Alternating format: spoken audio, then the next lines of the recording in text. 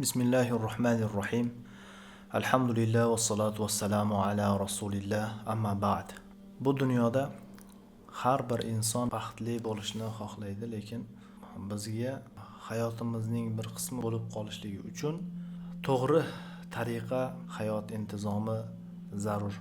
Odam bu dunyoga nimaga kelganligini anglab olishligi zarur. Bu dunyoga bizning inson zotining kelgan maqsadi Alloh taolo Zariyat surasida bu to'g'risida marhamat qiladi. Va ma xalaqtul jinna val insa illa liya'budun. Men insonlar va jinlarni faqat o'zimga ibodat qilishlari uchungina yaratganman. Demak, bu dunyodan bizning maqsadimiz faqat Alloh taolo uchun ibodat, qulchilik qilish.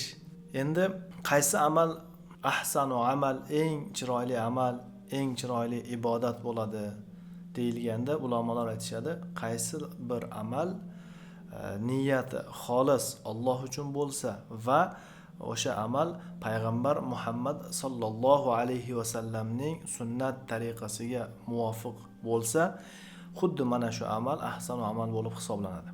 Agar ixlossiz sunnatga muvofiq amal qilinsa, unda bu amal mardud, qaytarilgan, nomaqbul amal bo'lib hisoblanadi.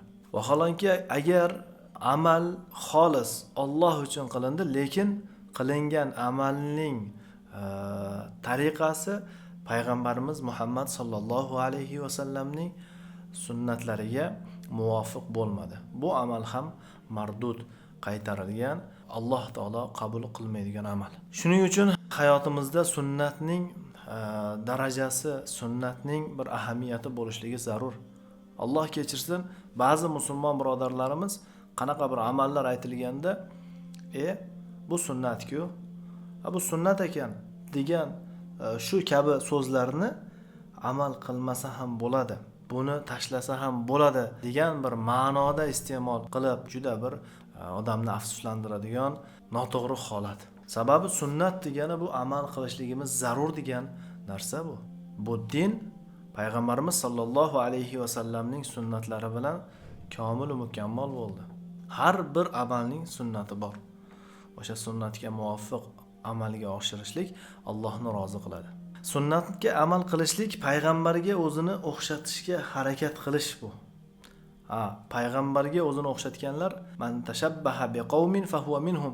Kim o'zini bir qavmga tashbih qilsa, o'xshatsa, u odam albatta o'sha qavm bilan birga bo'ladi deb payg'ambarimiz sallallohu alayhi va sallam o'z hadislarida bayonlab ketgan.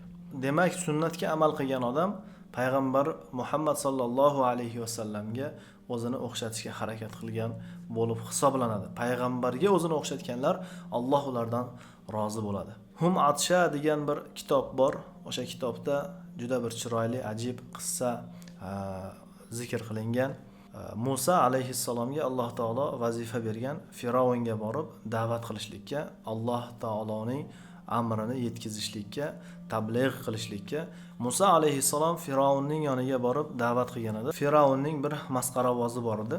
Musa alayhissalomning kiyimlarini o'xshatib, Musa alayhissalom singari qo'liga aso, tayoq ushlab, Musa alayhissalomdan qilgan xatti-harakatlarini o'xshatib baxsh etishga harakat qilardi. Buni guvohi bo'lgan Musa alayhissalom juda bir xijolat bo'lardi.